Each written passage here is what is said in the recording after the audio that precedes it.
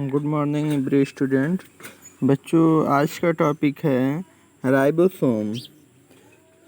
Ribosome कोशिका द्रव्य में पाए जाने वाले एक ऑर्गेनल है जो झिल्ली से घिरे नहीं होते, अर्थात इसमें किसी भी प्रकार की झिल्ली नहीं पाई जाती है। प्रत्येक राइबोसोम एक सूक्ष्म कण है जो दो उप इकाइयों से मिलकर बना होता है। यह प्रोटीन व आरएनए से मिलकर बने होते हैं। राइबोसोम कोशिका द्रव्य में एंडोप्लाज्मिक रेटिकुलम सतह पर अथवा केंद्रक झिल्ली पर पाए जाते हैं। यूकेरियोटिक कोशिका में 80S व 70S दो प्रकार के राइबोसोम पाए जाते हैं। 70S राइबोसोम इनके हरित लवक व माइटोकॉन्ड्रिया में मिलते हैं। प्रोकैरियोटिक कोशिका में केवल 70S प्रकार के राइबोसोम पाए जाते हैं। प्रोटीन संश्लेषण के समय राइबोसोम रैखिक रूप से जुड़कर पॉलीराइबोसोम बना लेते हैं। अगला एक ऑर्गेनल है सेंट्रियोल या झिल्ली रहित कोशिकांग। केवल जंतु कोशिकाओं में पाए जाते हैं। यह एक जोड़े में एक दूसरे के समकोण पर केंद्रक के एक ओर स्थित होते हैं।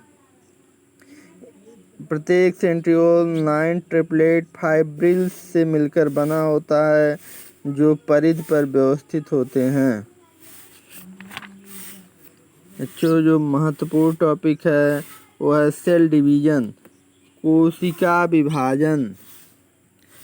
कोशिका विभाजन जीवित जीवधारियों में सतत रूप से नई कोशिकाओं का निर्माण होता है।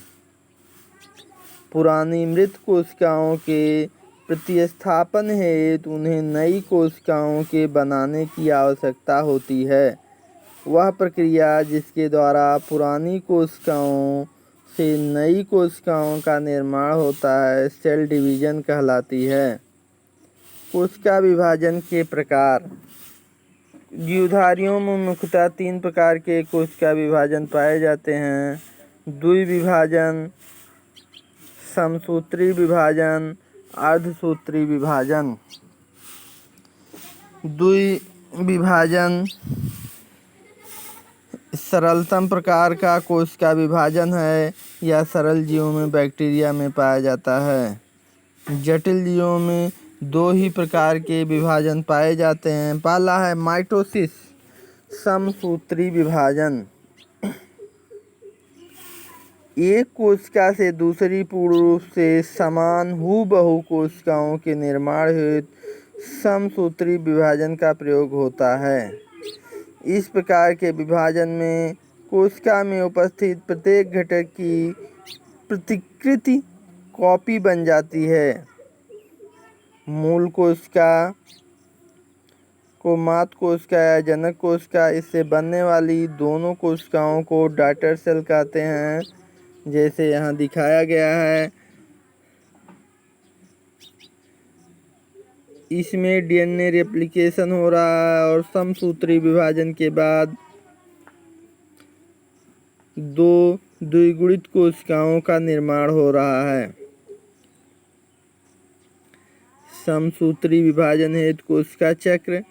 कोशिका विभाजन प्रदर्शित करने वाली कोशिका प्रत्येक प्रावस्थाओं को प्रदर्शित करती है जो कोशिका चक्र कहलाती है। कोशिका की सामान्य अवस्था इंट्राफेज अंतरावस्था कहलाती है। विभाजन में इसकी कई उप इकाइयों के बाद मात्र कोशिका से 2 समान पुत्री कोशिकाएं बनती हैं। अर्धसूत्री विभाजन मियोसिस। जब किसी जटिल जीव में जन्म होता है तब यह अर्धसूत्री विभाजन कहलाती है। इसमें विभाजन 2 बार होते हैं, अतः विभाजन की समाप्ति पर 4 पुत्री कोशिकाओं का निर्माण होता है। बच्चों, आज का आपका क्वेश्चन है राइबोसोम और सेंट्रियोल के बारे में लिखिए एवं कोशिका विभाजन क्या होता है। इसका वर्णन कीजिए। समसूत्री तथा अर्धसूत्री विभाजन में अंतर लिखिए।